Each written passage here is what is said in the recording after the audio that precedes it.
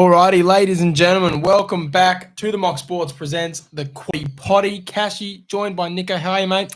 Yeah, man, doing well. Doing pretty well. So racing's well and truly back. I know I keep saying it. I'm repeating myself, but got some real good horses running around this week. It's so much better after the absolute horrible summer we had this past summer. It was just dreadful. To get some of these horses back, it is just an absolute blessing. And honestly, we've got a lot to talk about for this week coming up. But let's just touch on last week like we always do.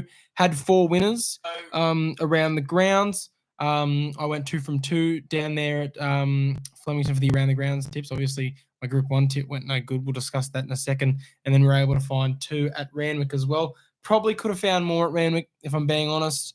Dodged a couple of the short favourites that we thought maybe some value could have upset them. But no, maybe we should have just played the straight bat and we would have been rolling in about 6 or 7 winners instead. But we're building. 2 quaddies went down as well. So, not the best week, not the worst, but still plenty of winners to come this autumn. But let's just get straight into it. I mentioned it. The Group 1 tip went no good. The Lightning Stakes. Wow. Switzerland loomed. Growing Empire loomed. They all loomed. And then they hit a brick wall and Skybird comes out of nowhere. And nobody wanted that. And if you wanted that, you're lying. Stop lying to yourself. You didn't want that. You weren't on it. Stop telling lies. It's just, what a schmozzle that race was. Yeah, I mean, Flemington played really weird all day. No consistent pattern going on. A lot of wind early. It was tough to pick. And if someone did get it, fair play to them. You're lying. Well, someone probably did get it. Someone's probably got it. Yeah, to be fair, it's not like it was Rockin' Horse at 100 to 1. It was in mid-20s, so there were people on it. But so, it looked like Flemington was just all over the shop. So, we'll go again this week. Hopefully, we can get some more. But yeah, it was interesting to watch. Switzerland did nothing, but then a lot of good horses did nothing as well, just getting caught.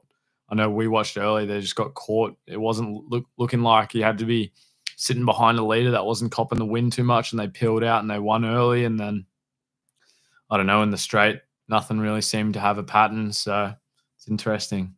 Do you think that from that race, that was more of a reflection on just Skybird ran out of its skin and that's an anomaly? We can put that in the back of our minds and just keep pushing forward? Or is it more just Switzerland, Growing Empire, Traffic Warden, just maybe they're not as good as they're meant to be when it comes to jumping up against older horses? I mean, it's hard to have an opinion on that, really. I think it reminds me a lot of Giga Kick, really. Like Giga Kick kind of came out of nowhere and you said the same thing. This horse will never win again. And it was a good horse for a long time kind of thing. Won at good odds Everest Day, about the same odds. So maybe a bit better. So who knows? Good horses can come out of nowhere and do well. So Skybird could have just had it stay in the sun. And it could be there to stay. So we'll have to wait and see, I guess. Gee, our sprinting ranks are just so up in the air these days. There's no real major star that's really kicking the doors down apart from Bella Nipotina, and she's not even going to be running this autumn. She's waiting till winter. So I think the autumn sprint race is anyone's game. We've clearly seen that to be the case. Another big race talking point, we go back to Sydney, the Apollo Stakes. Chia Wolf, Fangirl, Via Sistina. Who comes out on top? The one time I don't back her, my girl Fangirl. But I'm glad in the end that I wasn't on anyone. So can it really be a loss? I did say, guys, put your fan hats on. Don't get on. I will admit the new jockey wasn't a negative. I'm no hater on Jason Collett. The reason I didn't like him on Fangirl wasn't the fact that I don't like Jason Collett. I think he cops way too much hate. It was purely the fact that it wasn't J-Mac. It was a completely new jockey. Never seen her.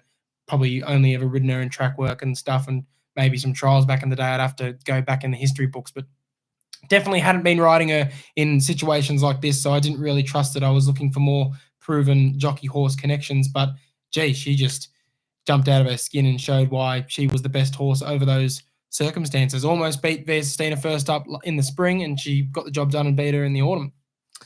Yeah, it's exactly right. So what do you reckon? Do you reckon McAvoy had Had some bad ones. He's copping a lot of smack at the moment. What are your thoughts on that? I think, look, the Via Sistina one could have been better. Could have definitely been worse. The main one was Jolly Star. We'll get to it in a minute. But I think Karen McAvoy is copping a lot of hate from punters, and I honestly think it's fair game. But it's a very touchy subject in racing. So the media's all come to his defense and said, punters, shut your mouths. He's done nothing wrong. Yada, yada, yada. Like, obviously they're going to do that. Traditional racing media is going to defend the jockeys to the death because obviously they all know each other. They're all mates. Yeah. They're not going to burn anyone. And we're not looking to burn anyone here either, okay? But I think it's in the case of football. Marcus Bontempelli goes out there and gets 10 touches and doesn't kick a goal. He's going to cop hate that week. Okay, you had a bad game. You had a bad week. You're going to cop a lot of shit. In the media, you should cop criticism.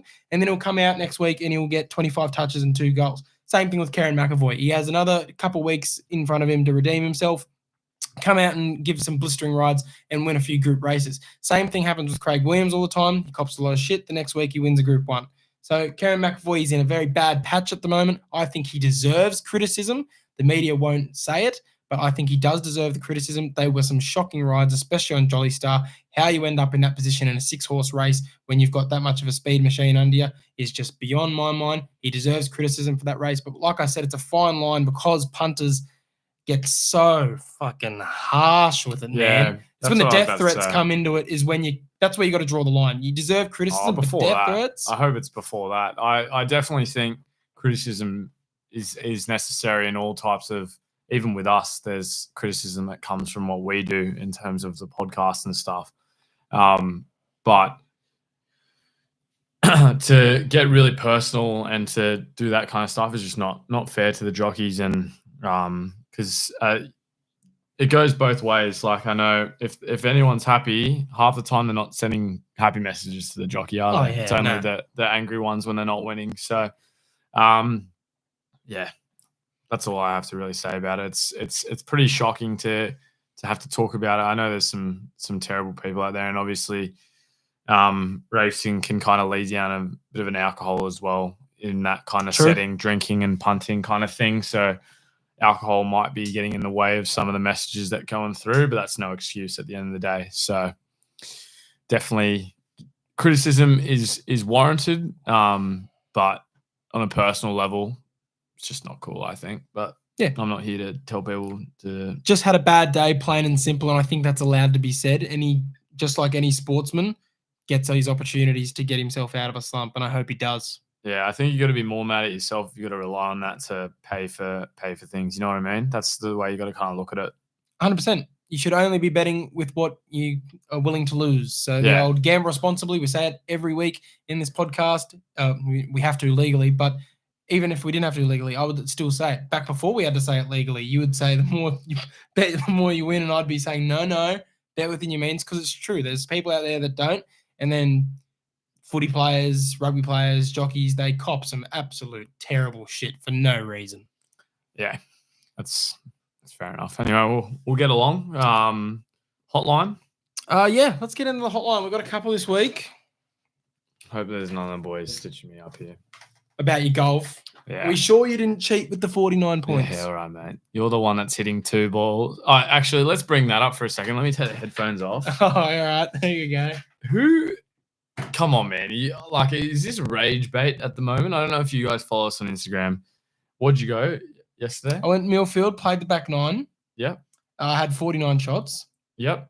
Yeah, that's fine. Yeah. And what's the par on the back 9 there? So what, 36? I'm not sure, but yeah, let's say it was about 12, 13 over. 12, 13 over. He was playing 2 ball best ball with himself. So he hit 2 balls. Yeah, went out for a twilight practice round. Yeah. How are you claiming that you went 12 or 13 over when you're hitting 2 balls every shot? I didn't. I said in the video, not really an official score. It was more of a practice. I was playing best ball for most of the round because there was no one really out there. So I had the opportunity to get a bit of practice in, especially my drives. Oof. The drives are terrible. I never claimed that I broke 50. I know that I'm getting better, but I know that's not a genuine breaking 50. I have broken 50 there once only when I was actually playing 1 ball. I was just on that day, but that was an anomaly. I wasn't claiming it. A couple of boys sending me sending me saying, Cooper Anderson, literally, I'll read out what The he boys said. just hate me in golf. They just do not want me to be better at golf. This is even worse than he's breaking 110 on a past 60. Honestly, claiming a 49 playing with 2 balls is dead set special. Oh, come Cooper on. Anderson. I didn't claim it. I genuinely said in the video, I was playing 2 ball, not really official, but we're getting better. We're getting there. There's elements of improvement there, guys. I said that to you when I texted you. I said I was playing 2 ball, but I'm getting better, clearly. Me 3 months ago playing 2 ball still would have only had 60 shots. It's different, though. 2 ball is different. so different. 100% it's different. I reckon you should be going better 2 ball. Yeah, probably, because you're playing your best shot. If I was playing my first shot every shot last night, I would have definitely been around the 60 mark, may not have even broken it because my drives were just that shocking. Yeah, look at him back up real quick. It's not backing up. I never once claimed it, but all right. Let's get to the hotline. We got Max Fraser Campen kicking us off. Doing the mock sports, boys. How are we? Cashy and Nick, what are we doing, lads? Few little questions for the boys. What's one horse for the autumn that we think's going to be a flop? Pretty sure Cashy said Pride of Jenny in the spring, but anyway. And what's one horse that's going to cement themselves as a true carnival horse going through the autumn? All the best, lads. Nicky, my boy. What's his name? Max Fraser Campen. Oh, legend. Yeah, we spoke about this in the first episode. So if you want to look, it'll be through there. We went through it and gave one each. So thanks for the support, though. Thanks for leaving a message. He's your boy. You're my boy, Blue. Stocks Bloodstock. Good old Stocks. What's he got to say? G'day, boys. Jordy from Stocks Bloodstock here. Just wondering if you guys think the same that I think that Waterton is the real deal. Barry 11 this weekend should be tricky. Karen McAvoy. But yeah, I think he's the best tour on the country. Cheers, boys. Look, I don't think it's a super bold call to be calling Waterton the best 2-year-old in the country. Yeah, it is. We've only had the 2 this week. Because as of right now, Waterton is the best 2-year-old in the country by the length of the Flemington Straight, considering what we saw first up. But is he still going to be the best 2-year-old in the country come Golden Slipper time, or is he just going to be a Stormboy level squib? That remains to be seen. He gets his chance to prove it this weekend. He's got a terrible setup with that wide barrier, and he's going against some actual well-proven 2-year-olds so far. What do you think? I heard him claim last night this is the bet of the carnival. Oh, geez. $2.05 in a 2-year-old race is better than carnival. That's bold. Yeah, I don't know. I think it's 2-year-olds this year and always unpredictable. I don't know if you can get me and say it's a guaranteed thing. I'm not too sold, and I'm on someone else during that race that we'll talk about a bit later. But yeah, he likes his chances, so fair play to him if he gets it.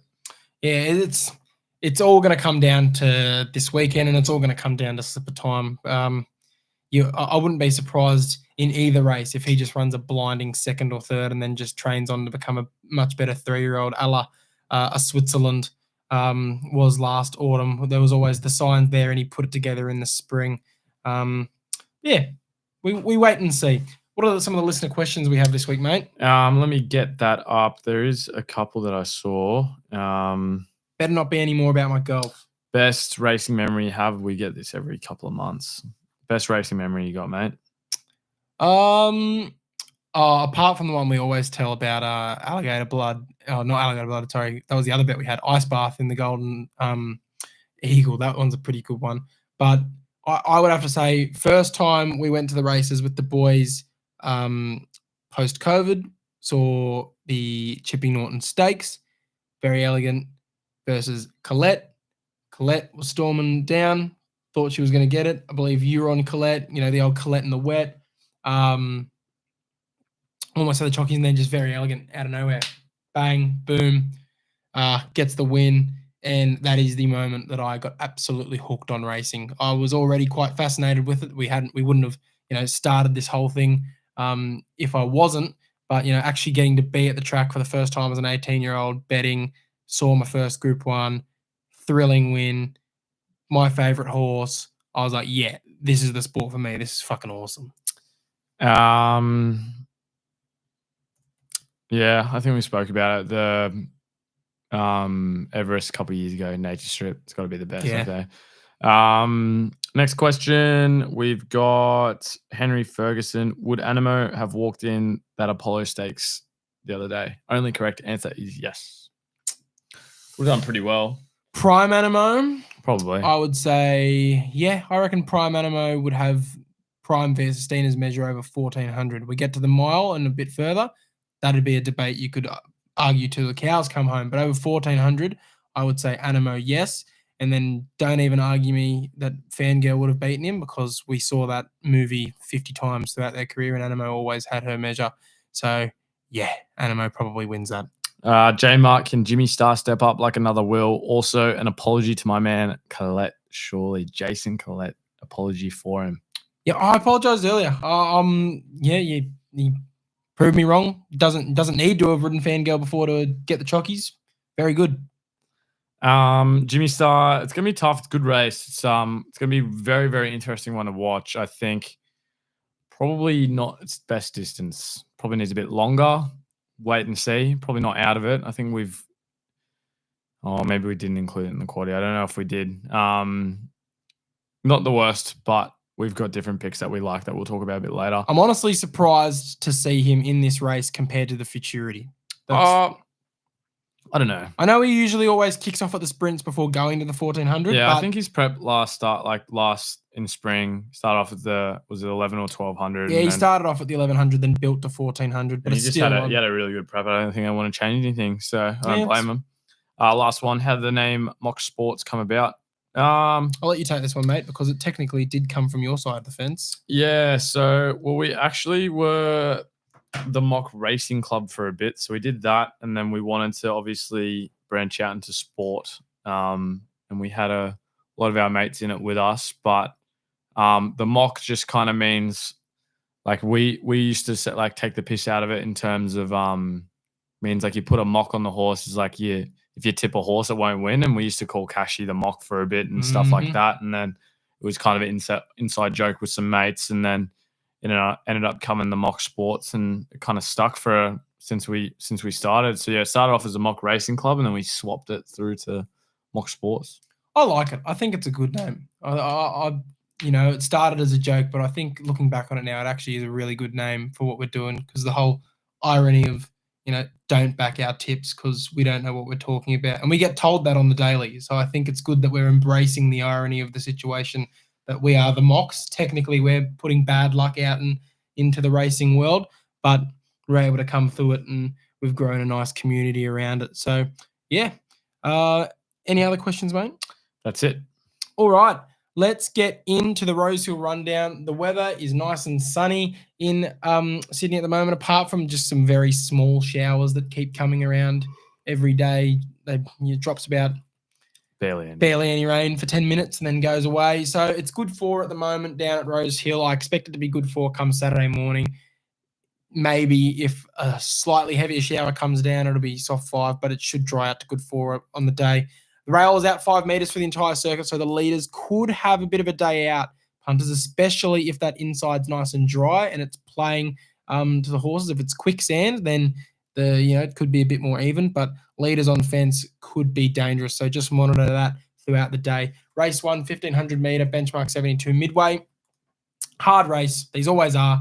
Going to try and go for a bit of value here. Noble Soldiers, the horse I've landed on, closed off at well last start behind Spicy Hot Pot a few weeks ago.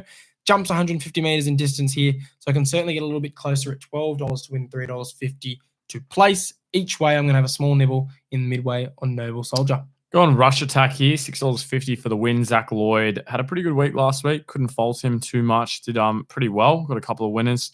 This horse has done really, really well. Second up here. Second up, not too bad, and can get it done on versatile tracks. There's one on a soft track, and there's one on a good track. So if the rain does come in, which I don't think it will, but wait and see. This is what I mean. I'm getting a bit annoyed about doing these even races because I always get the highway. Race number 2, the 1300 meter. True. Exit fee is your favorite, $3.80. Another dartboard here. Will not be punting on this at all. So let's go for a bit of value. Hey, let's go with K's Time. Tommy Sherry on board. 2 wins in a row. Out in the country, $13, $3.60 for me in the highway. Look, to be fair, I used to always get stuck with the highway. It used to be the kickoff of the day, and Midway used to come second, but they switched it around. Apart from that, remember that one day where they kicked off the day with like a really good like Group 2 race that was like Pericles, Lindemann, and for some reason that was the first race of the day, and then they had some stinky benchmarks and highways after that. That was weird. But yeah, Creon for me. Awkward run last start. Just got caught up in a lot of traffic. Then when clear late, lengthened. Just got a bit tired because it used a lot of energy having to weave around and get clear. Drawn to get a better position here and hopefully use his energy a bit better. $8 to win, $2.60 here. I'm sticking with him. He ran well enough last start. Like I said, a few things going wrong, but hopefully he gets the win here and it proves me right for sticking with him. Race 3, 1,300 meter benchmark 78. Big step aside guy. I thought he was a horse destined for big things. Obviously, that hasn't turned out to be the case, as the benchmark 70s has really been his sort of ceiling. Finds a winnable race here. Well placed at his pet distance and is ready to peak third up. He's never missed the placing. So $4.20 for step aside and third for Cashy. Take French Ruler here, $4.40. First up, 2 starts, 1 win, 1 second place. Molly Burke will claim 2 kilos. Looks pretty nice. Got a nice barrier. Sad to get off Winton Hills, but just reckon a fresher horse would be nicer here. So French Ruler for me. Move over to race 4, benchmark 78. I'm going to be straight to the point at the 1,100 meters. For me here, it's a favorite. It's the Blade, $2.90. It's got great form behind Private Harry, who I said will win a Group 1, I think, in this autumn. So I have to back it here. Form's good enough to go with for me. So the Blade for me. I'm with you. The Blade was my second tip behind Polygot, who scratched and headed over to Melbourne. So yeah, I think you took the words right out of my mouth. The Blade there in race 4 for me as well. Race 5, the 1,300 meter Group 2 Millie Fox Stakes. Look, this is a race and a half here, punters. What's Hinge doing at $13, by the way? I'll just say that quickly. Like, I'm not on it, but I would just had to just say, what's going on here? Like, I know she's a perennial non-winner. I know she hates Rosehill. I know this probably isn't the distance for her. I know Karen McAvoy's out of form. But really? $13 for Hinged against some of these horses? Or maybe that's just her class these days. Who knows? But I will just say, in my opinion, very much so overs. But I'm going to go for Scarlet Oak. I thought she was going to be Waller's next big thing last year in the winter. She was absolutely blitzing them up in Brisbane. That really didn't eventuate, but to be fair, she did have health issues late in the prep. Could be absolutely ready to rock here. She could be peach. Her trials have looked awesome. I'm very keen to see if she can produce some of that magic that made me fall in love with her in the winter. And currently, the price is $6 to win. Yeah, I'm very keen to see Scarlet Oak here. Zachy Lloyd on board. He's in a lot of good form. First barrier. Hopefully doesn't get buried on the fence there, finds a gap late and storms home. Yeah, Scarlet Oak for me. I'm going with another favorite here, Macarena, $2. Straight bat for me. First up. I really like Scarlet Oak as well, but if I had to differentiate, I'd go Macarena. So that'll be me. So we'll head over to race number 6, 1,100 meters. Silver Stakes. Yeah, Silver Slipper. Looking nice. That's where Woderton comes in at the $2.10 favorite after winning 4 lengths. Very, very nice there, the $1.60 price. But I got to be with Belle Merci. That first up win was just as good. Gets a bit of a break. Coming here again. She's looking real nice. So Belle Merci for me, $3.10. I will say Belle Merci. I know all the hype is on Woderton, and I'll say my piece about Woderton in a second. But I just want to take the punters through a little bit of a journey here with Belle Merci and the form that has been the Jim Crack Stakes. Okay, so not a lot of horses have come out and won races out of this race, but they've all gone on to be running very well. You had OLA came second to her, obviously Wyong Magic Millions winner, Gold Coast Magic Millions winner. You had Memo, who's run fantastically in some really strong races. Tupacara's put in some decent performances as well. You also got Bella Zane, who came out and won the not the Pierro Plate. I forget the name of the race, but Bella Zane. I'll just get it for you right now. What the name of the race was? The Lonhro Plate. Sorry, she came out and won that a few weeks ago as well. So, if you like Belle Merci, her form has been franked countless times since that race. West of Swindon's a fantastic horse. Had really good first up. First up, Run behind North England, who's scratched here. I was actually quite keen on North England until the scratching, but West of Swindon, do not bat your eyelids at that horse one bit. Got Baywat, $19, I think is silly odds for a horse that's, 2 runs deep and has honestly not really done anything too much wrong. Almost could have beaten Belazane last start, Baywat. So $19 there. I'm more than willing for you guys to have a play on that if you'd like. Gambler is a big watch. Gelded. Not very often you see a 2-year-old have their first run and then immediately get gelded and put straight back to the races. Usually it happens post-autumn. So that's a big watch. First up, gelding here, and trials were immaculate. That's really interesting because if Gambler goes on and wins, they've got no stud fees. Yeah, true. Because the gelding usually always comes post 2-year-old. Because if they win, they've got the stud fees. Yeah, usually, if they're gelded, they've come in gelded. Because, geldings do run in these races all the time, but they don't usually get gelded mid-2-year-old season. Maybe they're trying something different here. Who knows? But big watch for Gambler. But look, Woderton, I'm going to have him on top. Unless he drifts, it's going to be a no-bet race for me because at $2.10, I think he's well found. No prizes for the price. I'll probably be just sitting back, watching, learning, taking notes for Golden Slipper time. But he's going to be on top for me. But I think the exotics for this race is where you really want to have a play. Can find a lot of value there. Woderton going to be the tip, just not a bet for me, in my opinion. Race 7, 1900 metre. Group 3 Parramatta Cup. A lot of value going around in this race, and you could make a case for half of them, but I'm going to go back to the well here with Kinesiology. Had a small play on him at really big odds last start. He didn't really fire a shot till late. I did mention that it was much shorter of his best distance. This is still short of his best distance, but it's certainly a lot better with this 300-metre jump up to the 1900 metres here. Also comes with a lot more fitness. $11 to win, $3.10 to place. I think in a race that's as wide open as this, why not? I think Kinesiology, he's got a good barrier. Hopefully Reece Jones can just sit him in a pocket and he can go well late and at least get a placing with a really good price of $3.10 to place. Kinesiology for me. I'm going Don Diego de Vega. $6 last start. We'll give it a bit of a forgive there, but before that it was run really, really well. Has won at the distance before. I think it'll only benefit from the extra distance from the 1600 last week or a couple of weeks ago. So looking nice there. What's it paying? It's $6, as I said before. So yeah, race number 8, 1400. Good race here. Broadsiding. Probably doesn't get the best barrier that he needs, but look, he's going to be hard to beat, and there's no way that I can't be on him. So broadsiding for me, $2.25. Very, very surprised he's at this price. Broadsiding should be winning. He's the class horse, but linebacker at $6 is something I cannot pass up for the upset. I'll go something a little different. I think he was really good first up off the gelding, just ran out of a bit of puff late, gets the extra fitness now. I think he can definitely go close. I think that's your clear Quinella for this race unless something else comes along and plays the spoils. Broadsiding at $2.25, considering he was paying $2.15 to win the Golden Rose first up over 1400 metres against probably, a weaker field there. And then he's gone on to come third in a Cox Plate, albeit by 10 lengths behind a Vestina Demolition Job, but still third in a Cox Plate. So he'll be very hard to beat, but I just have to take linebacker at $6. That price discrepancy is too big for me to ignore. Race 9, 1400 metre benchmark 100. Again, another wide open race here, and you can make a case for quite a few of them.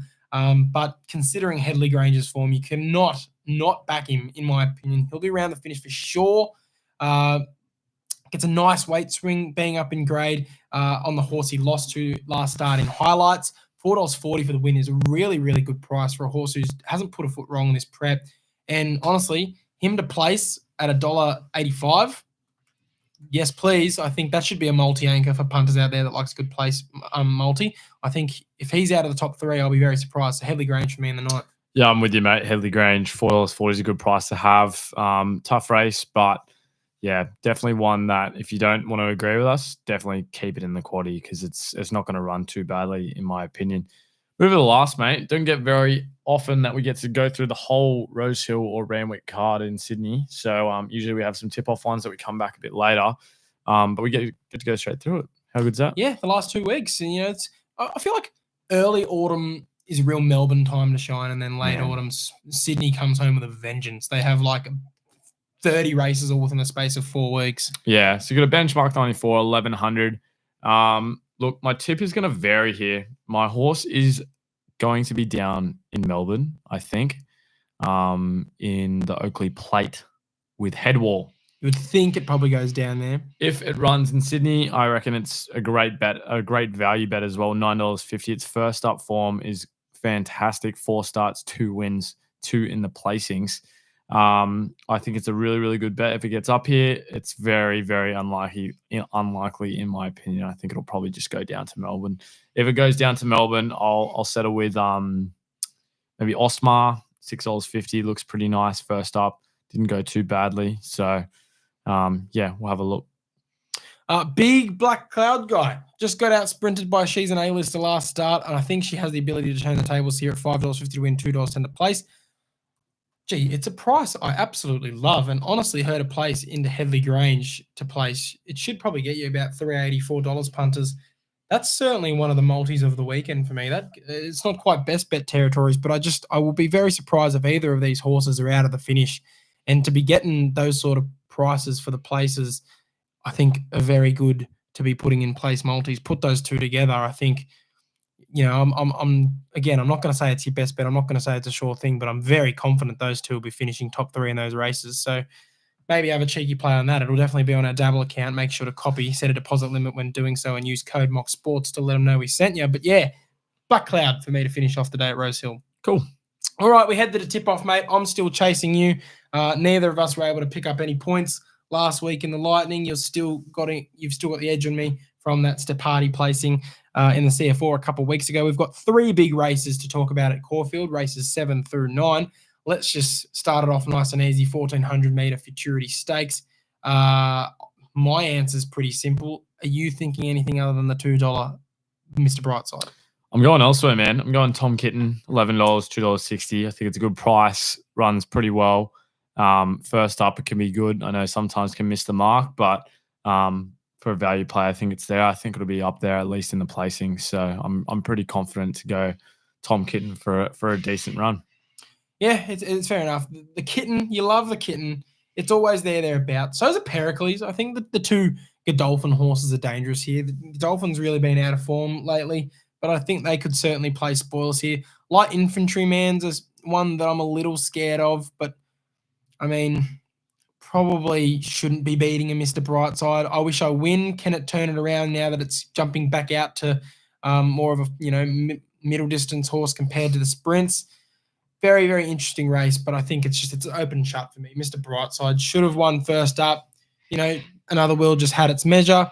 Another Will isn't here now. I think takes fitness, gets back to a 1,400-metre Caulfield. We know that it loves it so much. $2.05 is not a price that I love, but I just think he's got to win. Craig Williams doesn't often fail with Mr. Brightside at this setup, so losing 2 straight would just be quite a surprise, in my opinion, Mr. Brightside. We'll save Blue Diamond for last because that's going to take a bit of unpacking. We'll skip to race 9 here, 1,100-metre Sportsbet Oakley Plate. Oh, my goodness me. What an absolute field and a half this is. This is literally the best of the best B graders you could probably find these days going around when it comes to sprints. Best of the B and C graders, that's for sure. Who are you thinking, Nick? I don't know. Iron Man at $10 is insane. Estriella is a great horse at $5. Striker is one that's going to be forgotten about at $20. Ray Mag at $9 is insane. Runs so well. Jimmy Star at 10. Spoke about that a little bit before. Headwall comes down here. I think is a nice value play, maybe at 31s. She's bulletproof at $5 as well. Has been pretty much faultless. Arabian Summer, Espionage, some great horses running around. Espionage at the 50 kilos is very, very interesting, and so is Arabian Summer. But I've got to be with Ray Magnero here. Every time I don't seem to be on him, he seems to do well. And look at his last 6 or 7 runs, hasn't missed a placing. Last 5 hasn't missed a Quinella. All in really good company as well, by the way. He's doing really, really well. I'm going with him, $9. This is a good value play. I'd be definitely having a bet on this race, punters, because if you pick the right one, you're making a bit of money here. Yeah, that's for sure. And look, like you said, you mentioned just about every horse there that you could potentially have a play on. Don't forget Sands Doot punters. Long-term listeners of this podcast will know I'm an avid punter on Sands Doot in the Around the Ground segment. At $51, it was at 100 to 1 when they opened. The punters are coming for it. I certainly tipped someone into finishing top 8 at $3.75. That's a bet. I don't know what it's paying at the moment. If you shop around and find the certain bookmakers that offer those sort of markets, but I think it's going to be in the first half of the field come the end. $9.50 to place is something I could potentially entertain. I don't think it wins. A win would surprise me, but I certainly think it's going to be competitive. So I know I just wanted to mention it because a few people have reached out saying thoughts on Sands, dude. There you go. But I'm just going to have to be on Iron Me.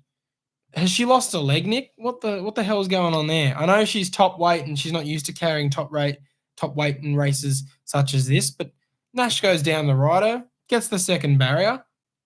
What? $10 to win, $3.10 to place. What? Come on now. Look, favorites at $5. I'd like to see it at like the $7 mark, and I wouldn't be surprised. $10 is a bit out, but look, get on it, mate. You're happy with the price? Take it. 1,100 meters, 5 wins from 7 goes. First up's never missed the trifecta. Rarely misses the trifecta when it's a dry deck. She'll get both. I'm shocked. I'm honestly shocked it's not favorite, let alone $10. Cannot believe it. I'm licking my lips. I'm all over it. Each way bet. It's almost the each way bet of the day. It's if she's not winning, she'll surely be in the placing. Surely. What am I missing here? I am me. Hell yeah. Get around it. Everest horse. Come on, guys. What are we doing here? But we move to race 8, Blue Diamond Stakes. Gee. Anything can win this. You've got Field of Players, your favourite at $4.80, Tycoon Star, Extractor, Ten Tyrus, Devil Knight, Autumn Mystery, Olatunde. Good horse, name that. The Playwright, Palm Angel, Icarian Dream, My Gladiola, Miss Celine, Wiltshire Square, Cherish Me, Tempted, and Eden Rose rounds out your field at 200 to 1. Jeez Louise, imagine if that gets up. We've seen crazier things happen in races like this. But yeah, wide open field. Interesting to see an Icarian Dream at $41. Maybe, the market's just worried that she's just been up for so long and she's a bit tired. But that horse is capable of very good things. $41 is certainly over. What's your thoughts on the race, Nick? Yeah, tough one. Haven't been following too much 2-year-old a lot this autumn, especially down in Melbourne. So it's going to be a tough one to look at. I'm going to settle with Tempted, $6.50. Craig Williams can get it done on the big stage. Godolphin, have a nice chance. Let's have a go. Yeah, fair enough. I'm on the Playwright. Reggie Bayliss goes down for Gay Waterhouse all the way to Melbourne and specifically ride this horse. This seems to be his horse. He doesn't want anyone else on it. So he clearly thinks it has golden slipper potential because he'll be wanting to stick on it all the way through the autumn. $15 to win, $3.60 to place. Yes, he did. Oh, sorry. Yes, she did, the 2-year-old filly. Also ran fairly well up in the Gold Coast for the Magic Moons. 4th, only finishing 3 lengths behind their finish there. Has beaten Icarian Dream before as well. Has been beaten by Icarian Dream as well. So, similar form lines around there. I think, honestly, the winner of this race usually comes out of these Melbourne 2-year-old races. I'm not going to ignore that trend with this race, but I think my motto is always Sydney form is the best form, especially when it comes to 2-year-olds, even though this race is usually for the Melbourne camps. But yeah, Gay Waterhouse, it's going to be ready, fit, firing to go. And at such a big price, I can't ignore it. Yeah, rarely do you see a Waterhouse horse that's proven to be a half-decent 2-year-old going to be at a price like this. So $15 to win, $3.60 place each way. Playwright for me in the Blue Diamond Stakes. And hopefully it at least finds a place and I can finally get some points back on you. I think in the next 2 weeks, we're going to figure out the punishment for what the autumn tip-off's going to be. It's not going to be eating challenge, that's for sure. And it's not going to be skydiving. That's been suggested, but we'll maybe save that at least for a spring one. We're not going to go skydiving for a bloody autumn carnival, that's for sure. That concludes the tip-off. Have you found anything around the grounds other than the feature races? Mate, I'll let you have a crack. I know you've got lots to discuss over in Caulfield. Yeah, I've got bloody half the card here. Caulfield Race 1, Tonkin, $3.10. Caulfield Race 3, Emphasize, $2.70. Caulfield Race 5, Two Darn Lizzie, $3. Caulfield Race 6, Samana, $3.70. And Caulfield Race 10, Deny Knowledge, $4. They are all black bookers of mine, and you know the old saying, always back your black book.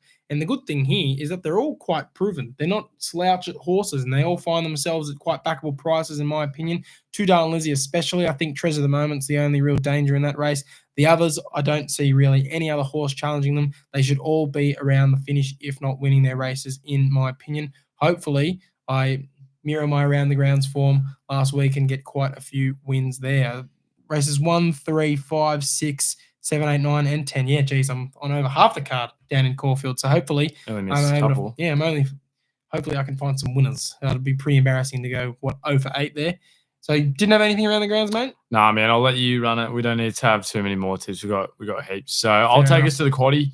Rosehill, race number 7. You got our Anchorage, Kinesiology, Don Diego de Vega, and Francesco Guardi. 4, 10, 11, 13. Race 8, you got Broadsiding, Linebacker, and Public Attention. 1, 2, and 4. Race 9, you got Headley Grange, Wategos, Highlights, and West of Africa. That's 3, 4, 6, 11. You've got race 10. So if Headwall runs, we'll go with Headwall. If not, it'll be Ostmar. So pick or choose between those two, depending on the scratchings. The Black Cloud, She's an A-lister, and Cosmonova, 2, 5, 10, 11. And then $50 will get you 26% if you pick one or the other for Headwall and Ostmar. So pretty nice. And then Caulfield, race 7, Mr. Brightside. I Wish I Win, Tom Kitten, and Pericles. That's 1, 2, 3, 4. Race 8, late entry, The Playwright, Tempted, and My Gladolia. 1, 8, 11, and 15. Race 9, I Am Me, She's Bulletproof, Ray Mag, and Espionage. That's 1, 5, 15, 17. Race 10, Deny Knowledge, Shalyar, Tarustic, and Toranzino. 1, 9, 10, 11. $50 gets you our classic 19.5% with some terrible pronunciations in there. Yeah. But yeah. So that's all I can really say. But hopefully we, Flemington didn't really go our way quaddie wise. Randwick was a near miss there, so hopefully we can go 1 for 2 or even 2 for 2. That'd be really nice there with our quaddies. Always check on Saturday on our Dabble account. Remember, use code MOCSports to let them know we sent you. Gamble responsibly and set a deposit limit when doing so. But you're going to be able to see our quaddies. They're going to have updated numbers if there are some scratchings. And you'll be able to press the copy button straight into your bets that you can put on as much as you'd like, or you could maybe put on your $50 like we suggest. That's completely up to you. But Dabble, code MOCSports. Mate, if you're having one bet around the country, whether it's in Brisbane, Adelaide, Ascot, Melbourne, Sydney, if you're having one bet, who is it and why? Broadsiding, best horse in the race by a long way, $2.15, I think. If Brightside can start $2 against a decent field, why can't Broadsiding start more of a price against a pretty weaker field? Beat him home in a Cox Plate. That's all I'll say. Wait and see.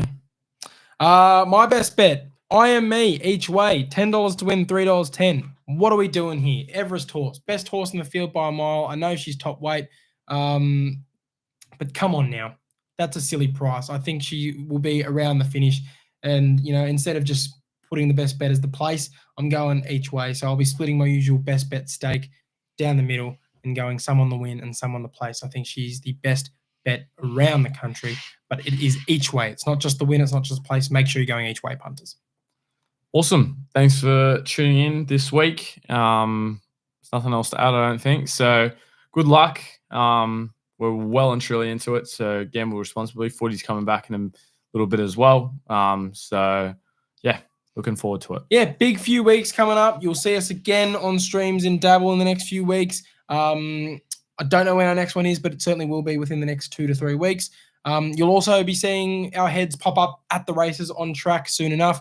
We've just been absolutely chock-a-block with sport and social commitments. We're busy boys, but don't worry. As the carnival starts to roll on and the races start to get even better in Sydney, I know I will definitely be headed down to the track eventually. So if you ever see me on track, make sure to say g'day. But until next time, make sure to gamble responsibly and have a crack. If you've decided what your means are, have a crack. There's some good races to bet on the weekend. Good luck.